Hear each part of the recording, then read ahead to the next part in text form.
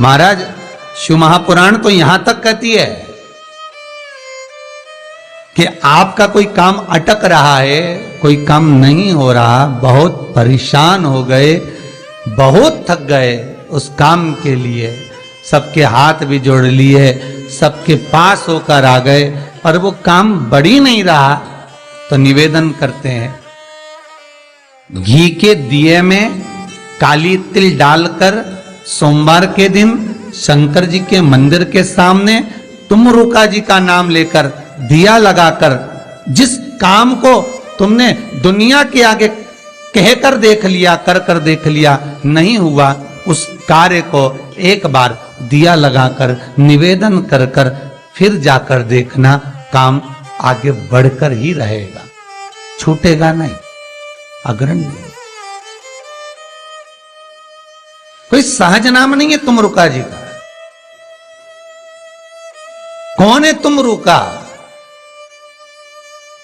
जिसका व्याख्यान शिव महापुराण में बारंबार आता है, जिसकी भक्ति की श्रेष्ठता देवऋषि नारद से भी प्रबल मानी गई है। देवऋषि नारद को तो कई बार अभिमान आ गया, एक बार भगवान विष्णु के सामने जाकर कहते हैं कि मेरे बराबर नाम नहीं लेता कोई तुम्हारा। भगवान शंकर के सामने जाकर कहते हैं कि कामदेव को मैंने जीत लिया। ब्रह्मा जी के पास जाकर कहते हैं कि सृष्टि का निराकरण करना आपका काम है, पर मैं सारी सृष्टि का भ्रमण कर लेता हूं एक क्षण में।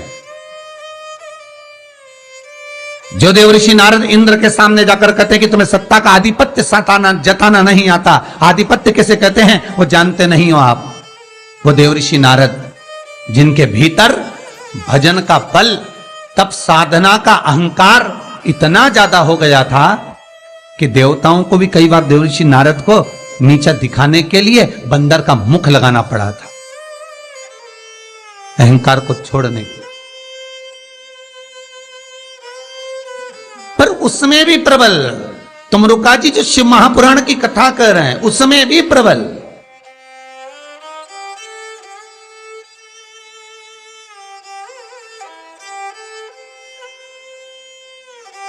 जिनका नाम मात्र, पहले भी कहा, जिस नारी का गर्भ ना ठहरे, रजस्वला धर्म का 7वां दिन, जब नारी 6 दिन तक काम ना करे, 7वां दिन रजस्वला धर्म का, सफेद आंकड़े की जड़ को बुलवाकर उसको शंकर भगवान के शिवलिंग पे से तुमरुका जी का नाम लेकर 21 बार घुमाकर कमर में लाल धागे में बांध ले, 3, 4, 5 महीने में ज्यादा से ज्यादा गर्भ ठहर जाए, पक्का। विश्वास रखकर शिव जी का नाम ले, तुमरुका का स्मरण कर, ज्यादा कुछ नहीं बने तो शंकर के मंदिर में जाकर घी के दिए जला दो, 5 दिए लगा, और ज्यादा कमी पड़ रही हो धन की, संपदा की, सत्ता की, कोई प्रॉपर्टी, कोई दुकान, कोई धंधा पानी नहीं चल रहा, बहुत कष्ट में हो, बहुत तकलीफ में हो, तो महाराज 108 चावल के दानों को केसर में भिगोकर, केसर के पानी में केसरिया कर पकाना नहीं है, पकाना नहीं, उसको कच्चा चावल केसर में भिगोकर 108 दाने शंकर को मध्य रात्रि में, शिवरात्रि के दिन सूर्यास्त के बाद, रात के 12 बजे से पहले कभी भी शंकर को चढ़ा दो, समर्पित कर दो।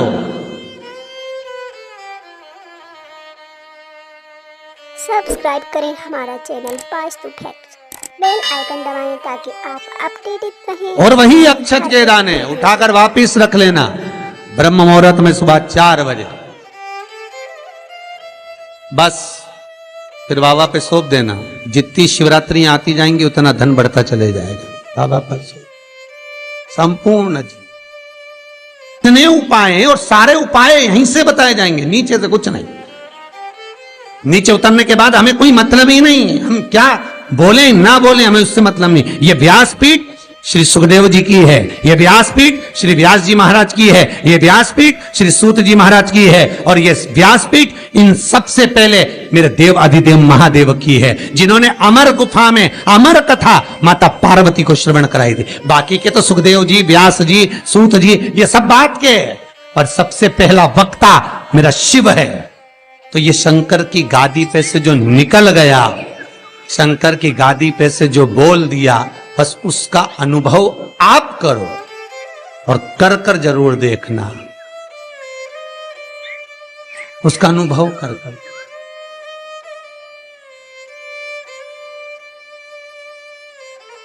सुबह 6:42 पर इंदौर से किसी बहन का फोन था, रोते हुए आया था। आप लोग कहेंगे तो मैं नंबर भी दे दूंगा, समीर जी के मोबाइल। 6:42 पे फोन आया था और रोते हुए फोन आया था कि मेरा एक ही लड़का है और वो वेंटिलेटर पर पड़ा हुआ है। रात को 1:30 बजे से मैं 1:30 बजे से परेशान हो रही हूँ, फोन पर फोन लगा रही हूँ, रात को कोई उठाया नहीं, सुबह तक लगा कर देख रही हूँ। 6:42 पर फोन,